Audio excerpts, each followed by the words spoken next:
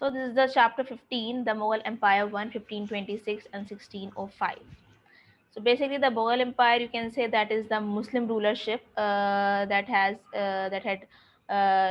lasted around 100 years on the subcontinent, and all their people were Muslims, and generation to generation they were ruling on the subcontinent with their advisors, with their, you can say, subordinates. So who were they basically, and where this from where this Mughal empireship or emperorship had started.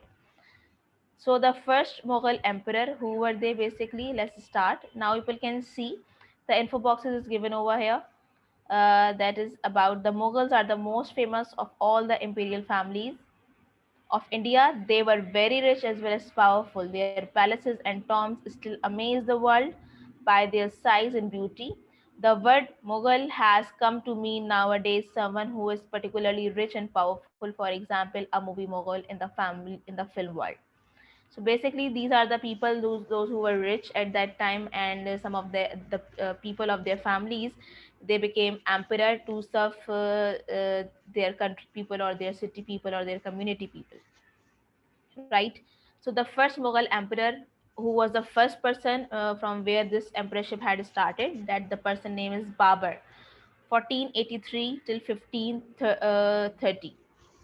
So that is the you can say emperorship period of this particular person, and he was the first person where this Mughal emperorship had started. Okay, so who gonna read this? Hafiz Abdul Ahad.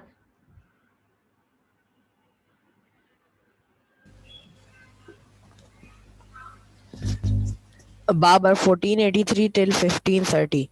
Zahiruddin Muhammad, who destroyed the Delhi Sultanate and created the famous Mughal Empire in its place, is known to history by his nickname Babur. Babur means tiger, and it suited him as he knew no fear, loved a fight, and had sharp claws. He was at the same time a charming tiger, friendly, cheerful, and with remarkable ability to recover from setbacks and move forward.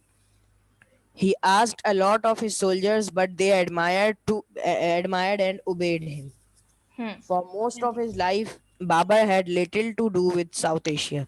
The name Mughal comes from the fact that he was descended from the Mongol Chinggis Khan and Timur, but he thought of himself as a Turk and spoke Oh. and wrote Turkish. He begins the Baburnama by telling how at the age of 12 he succeeded his father and ruler as Fargana. Hmm. In Timur's capital Samarkand, twice he won Samarkand and twice he lost it, much to his regret. So low then were his scripts. He tell us in however he soon bounced back, strengthened his army with well-disciplined cavalry and Turkish-made guns, and conquered Kabul in 1504. Okay, stop. So basically, this Mughal emperorship started from this person, particularly that is Babur, and from where they basically belong to. That their, you can say, forefathers or their fathers, they were descended of Mongols. We have discussed about the Mongols and the Chinggis Khan, right? And but he thought of himself as a Turk, but he considered himself that he belonged to the Turkish culture or the Turkish family. Okay, and he used to write and spoke Turkish, and he normally write Turkish. He begins his Baburnama. Basically, he wrote about his history, about his, you can say, about his journey by telling how at the age of 12 he succeeded his father. Basically, अगर हम बात करें the old, you can say, the old time or ancient time की, तो उस time पे normally families generation to generation जो है वो अपनी एम्परशिप ट्रांसफर करती थी, and basically they people normally serve to the people. ठीक है, जो वहाँ के लोग होते थे, पहले आपके पास जो जनरल गवर्नमेंट, जो हमारे पास नॉर्मली गवर्नमेंट है, वो नहीं होती थी। तो इसी तरीके से लोग अपने इश्यूज को, अपने प्रॉब्लम्स को ऐसे लोगों के पास लेके जाते थे जिनको समझते थे कि they will be, you can say, they will be their saviour. So basically, they started.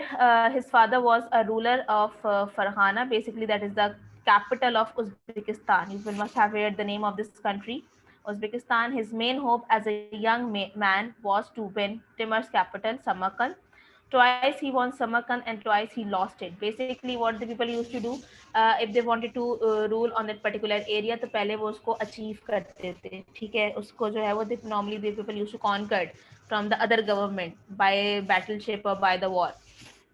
Twice he so low than where his spirit. He tells us in the Babarnama that he planned to travel off to China on his own. He soon bounced back, strengthened his army with well-disciplined cavalry. Cavalry means if the people have, you can say, a good soldier, or you can say a good weapon they had, और उनके पास वो काफ़ी अच्छे उनके पास weapons हैं, या फिर उनके पास cavalry means जो normally हॉर्स सोल्जर्स होते हैं, ठीक है, जो सोल्जर्स उनको अपने पास हॉर्सेस भी रखते हैं. Basically they consider themselves as these all of these thing as a asset, कि वो किसी भी वॉर के लिए, किसी भी बैटल के लिए they all are prepared. Because of these they people have these type of asset, these type of weapons and these type of soldiers. Made guns and conquered Kabul. Kabul आपको पता होगा कि Kabul that is the capital of Afghanistan in 1504. Yes, who gonna continue with the next paragraph? I think Ramesh raised his hand before. The next 20 years were spent holding on to Kabul against his enemies and trying, but failing to win Samarkand.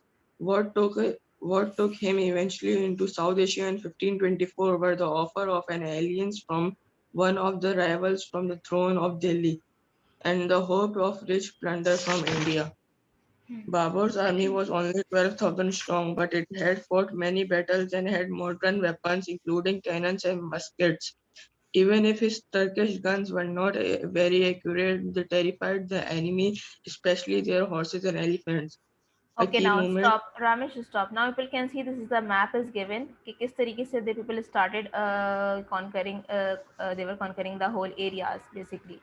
ठीक है, इन्होंने कैसे शुरू किया. आप ये जो red points आपको दिए हुए, these are the areas where these the Mughal emperorship was continued over the years and years over here. आपकी बुक में भी ये मैप दिया हुआ है, people can see over here, and it is written over here Delhi Sultanate. So basically, definitely, Babur army was only 12,000 strong, but it had fought many battles. They had modern weapons, including cannons and muskets, because these type of weapons at that time they had.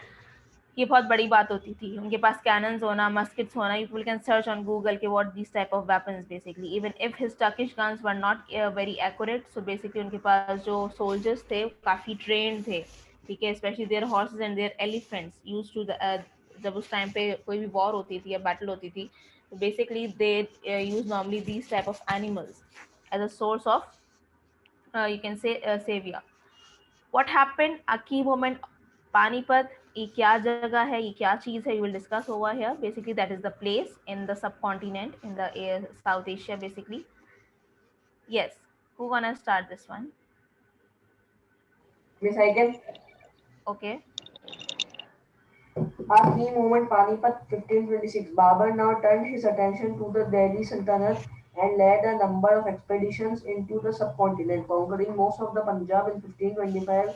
He marched on Delhi. The Delhi Sultan Ibrahim Lodi had far more soldiers, perhaps 10 times as many, and in April 1526 he blocked Babur's advance near the town of Panipat. Figure 15.2. Babur picked his army between the town walls and a line of bushes and branches behind which he had part of his forces. In front of his army, he put 700 carts lashed together with his cannons placed to fire through them. Between the carts were gaps through which his cavalry could charge. Okay, Ibrahim now, so basically, this is the, you can say Delhi Sultanate has started. Babur now turned his attention to the Delhi Sultanate. That person, Ibrahim Lodi, he was ruler at that time at Delhi. So basically, they wanted to conquer these areas because definitely जहाँ भी वो लोग जाते थे तो वो लोग अपनी emperorship करते थे या फिर अपने जो religious आप कह सकते हैं जो भी उनके customs थे या cultures थे, they wanted to spread all of these religion basically. तो बाबर ही was the Muslim person. Definitely जहाँ भी उनको कॉन्कर्ट करना था या where they wanted to rule, तो वो लोग इस्लाम स्प्रेड कर रहे होते थे, ठीक है, अपनी बेसिक आप ये कह सकते हैं. और अगर वो नहीं करते तो at least they try to give equal rights for all the communities whether they belong to any religion. So this is the way they conquered the Delhi basically. conquering most of the Punjab. In 1525, he marched on Delhi. The Delhi Sultan Ibrahim Lodi had far more soldiers, perhaps 10 times as many. He blocked Babur's advance near the town when he heard that Babur was coming over there to conquer the Delhi. So basically, he was very strong than him in terms of, you can say, soldiers, in terms of power. Babar placed his army between the town walls and a line of bushes and branches. But just because of this, they had a small army. It doesn't mean they would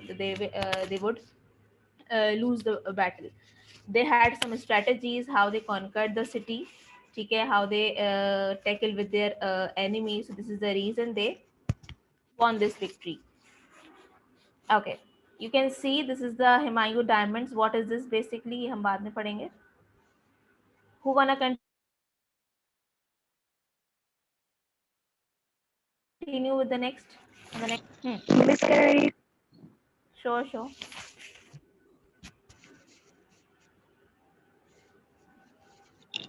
Yes. Ibrahim advanced confident of an easy victory, but his troops could not.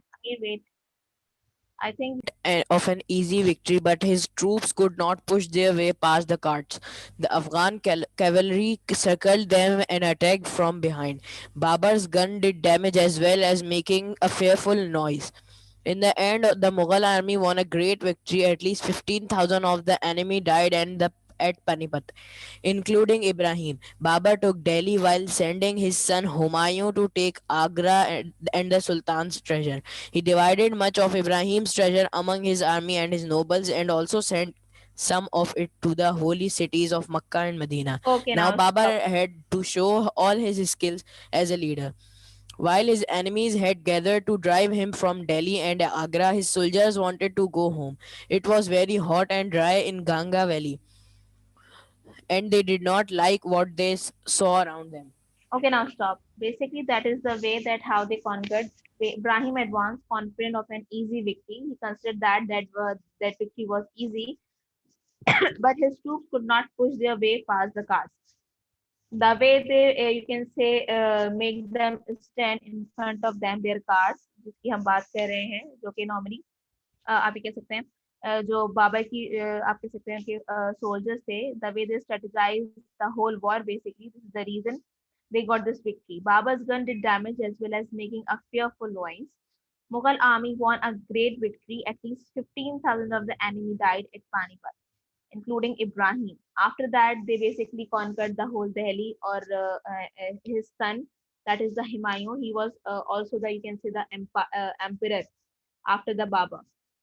How they took Agra, that is the place in India. आपने बहुत सुना होगा आगरा का नाम. And the Sultan's treasure. He divided much of Ibrahim's treasure because उस time पे जो भी ruler होता था या तो वो either they were serving to the people या फिर वो सिर्फ अपने purposes के लिए काम कर रहे होते थे.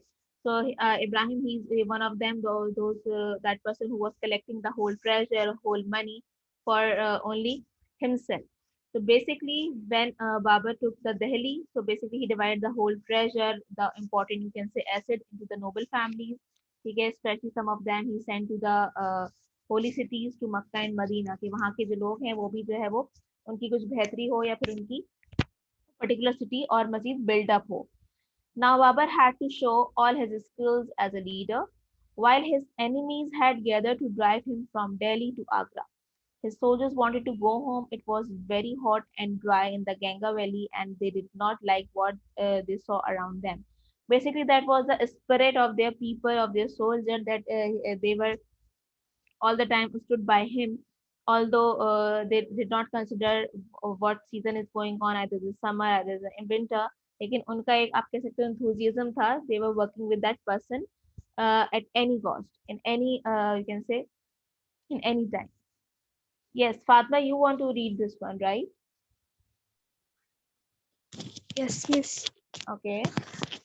His most dangerous enemy was the Rajput chief Rana Sanga, who in 1527 blocked his way back to Agra. Babur was not afraid. On the contrary, he realized that here was a chance of a lifetime, not just for him but for his soldiers too. Thought many of his troops were losing heart as the battle neared.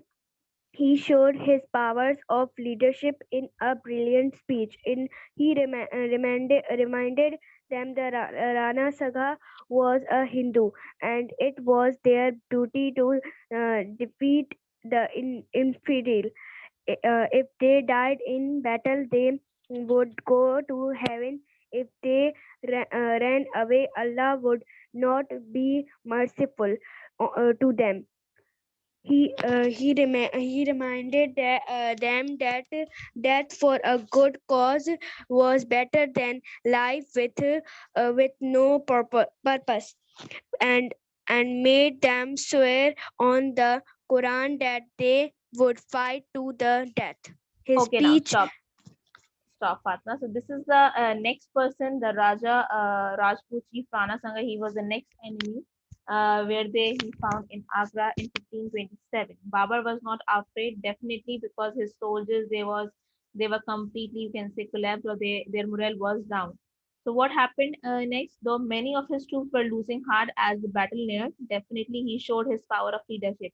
So basically, he gave them the brilliant speech that considered themselves they all are Muslim, and they should have a believe on Allah, basically. And that person Rana Sanga, he was the disbeliever. Infidel means that is a disbeliever of God.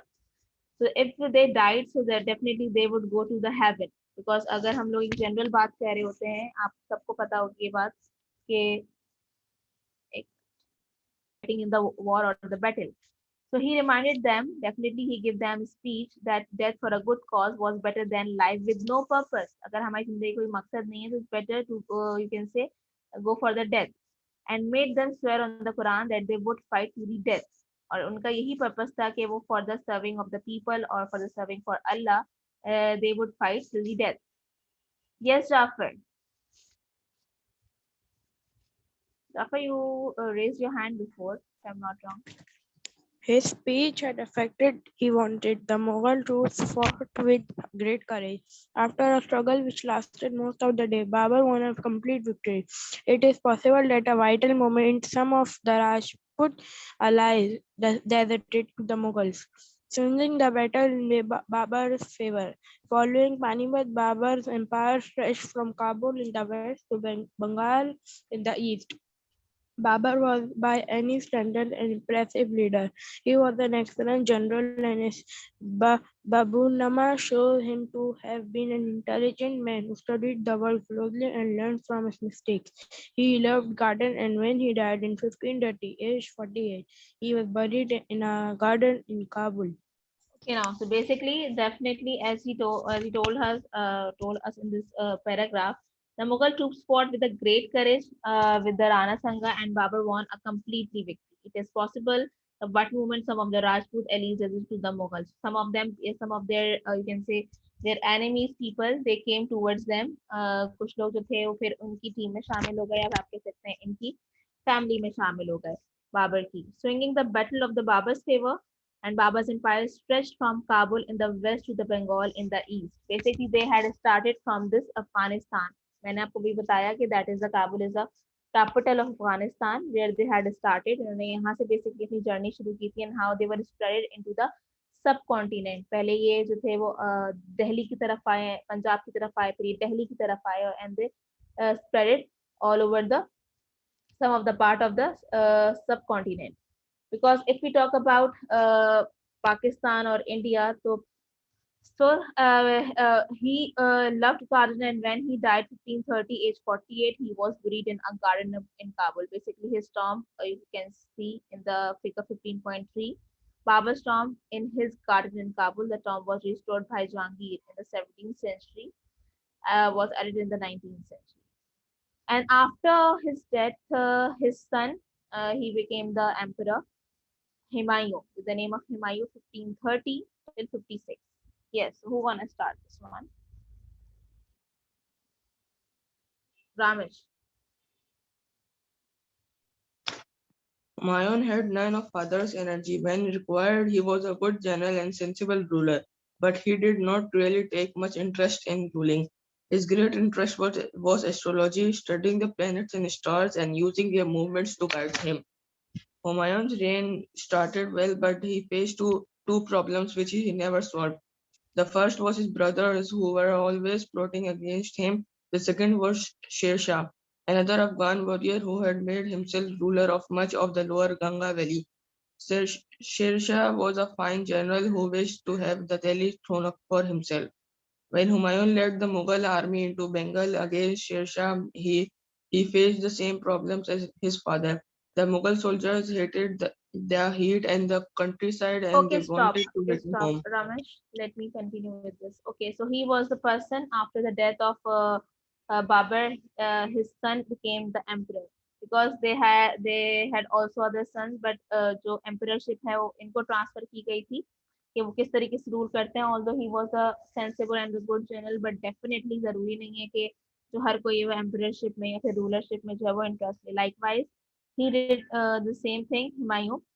The phase two, he faced two problems. What were they basically? His brothers, those who wrote the against when he got the emperorship of the city basically or the subcontinent. And the next person, Sher Shah, another Afghan warrior, he had made himself ruler of much of the lower Ganga valley. Sher Shah was a fine general who wished to have the Delhi throne for himself because Delhi already जो है वो Mughal emperorship के control में था and they wanted to get them back the Sher Shah.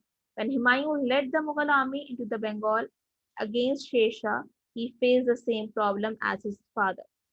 The Mughal soldiers hated the heat and the countryside and they wanted to return home because at that time there was, you can see, the summer season was going on. As this is the reason these soldiers they did not want to the fight again over there.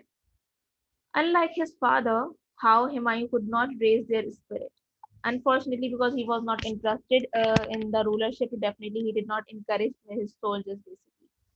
Sher Shah tricked Humayun into believing that he was ready for peace and then suddenly attacked him at Chausa in 1939. ये एक जगह का नाम है जो कि अगर मैं आपको एग्जांपल दूं या फिर आप so that Sher Shah he tricked him Humayun that he was ready for the peace and for the handshaking for the mutual consent they will continue their emperorship. But unfortunately, he attacked over there. The Mughal forces did not show their usual bravery, and Sher Shah won an easy victory. So this is the reason कि जो उनके enemy था, that person who was Sher Shah, he got the victory because जो उनका level था, enthusiasm level था, वो इतना strong नहीं था over there. So Humayun nearly drowned as he fled for his life. A year later at Kannauj, even though he had many more troops and guns than Sher Shah, Humayun failed again because, like we have already discussed before, he was not in too much in the emperorship, in the rulership. ठीक है, जब तक आपके पास enthusiasm level नहीं होगा और आपका purpose एक नहीं होगा, so how will you do that? आप कैसे किसी भी एक particular अपने purpose में कामयाब हो सकते हैं? It's not possible.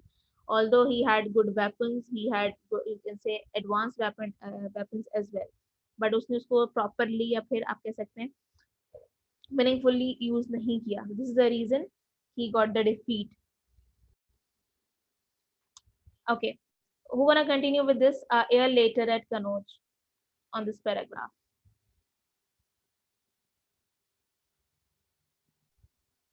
Year later at Kannauj, even though he had many more troops and guns than Sher Shah, Humayun failed again and was left with no choice but to flee from Delhi with unfriendly brother in Kabul and another in Kashmir. Humayun traveled westward to the safety of the Safavid Empire in Persia. Sher Shah was a good ruler as he was a general. He built the Grand Trunk Road that ran from Peshawar to Patna and greatly improved the system for collecting taxes. He divided his kingdom into districts for all and Okay, now worked hard to reduce crime. If Sher Shah's successor had been as talented, Humayun would have found it much more difficult to win back his empire. okay, now so basically definitely he wanted to say Humayun wanted to save his life, so he fled means he just ran away into the safest place, Safavid Empire, that is in Persia. हम Persia की बात करें तो हम Iran को बोल रहे होते हैं. So Sher Shah was a good ruler as he was a general. He built the Grand Trunk Road, then ran from Peshawar to Patna and greatly improved the system for collecting Texas. Basically, when he was the people that he was a good general. He built the Grand Trunk Road that is connected from the Peshawar to Patna, but definitely just he wanted to collect the taxes from the people, those who were living over there. So he divided his kingdom into districts and put trusted officials to run them.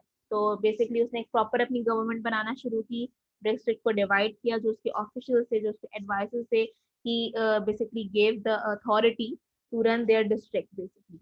ठीक है, he believed strongly in justice for all and worked hard to reduce crime. Although he worked over there to कि वो वहाँ के crimes को reduce कर सकें, and if Shershah's successors had been a talented, Humayun would have found it much more difficult to win back his empire because definitely he lost the whole emperorship and he went to the Persia to save his life. So basically, he was thinking about that how he get back his empire from Shershah. The Mughal Empire saved by a diamond. ये क्या issue है? ये क्या चीज है? Who gonna read this? Hmm Amir, I hope your mic Miss, is time working. is over. No. Miss, it's 9:22. Miss, at 9:30 in 1540, the Mughal Empire seemed to have come to an inglorious end. However, Humayun then used the diamond he had found in 1526 in return for his priceless gift. The Safavid Empire in Empire Persia in not Persia. only Mm-hmm. Continue, Amir. in Persia not only protected Humayun but gave him 12,000 troops to help him win back his empire. Humayun won Okay, back wait. Kabul Stop. and Stop. Stop. How this Mughal Empire saved by a diamond? If people can see the first page, so there is something is written about the Humayun's diamond 108. From where did he get this diamond? During the Panipat campaign, a huge diamond fell into Humayun's hand. He offered it to Babur, who, however, advised him to keep it. As we shall see, it was to later save Humayun from complete disaster. Historians believe it was probably the Kohinoor diamond, which after many adventures ended up in the British crown jewels. According to legends, it brings good luck to its female owners and bad luck to males. Basically, when he was fighting, his father was fighting the Panipat battle. Basically, from where he got the diamond over there, so he just kept it with himself. And when he you can say fled away from Delhi, जब उसने अपने एम्पायरशिप को छोड़ा and he just went to fled away or ran away to save his life in the Safavid Empire in Persia, जिसको हम Iran बोल रहे होते हैं. So basically he served this diamond to them to save his life. जब उसने diamond उन लोगों को दिया ईरान में उस emperorship को दिया, so definitely he gave him around 12,000 troops along with the other weapon as well. So after that, he came back to his own country to get his emperorship over there. So इस तरीके से उसने diamond को use किया to save his life basically because at that time mostly people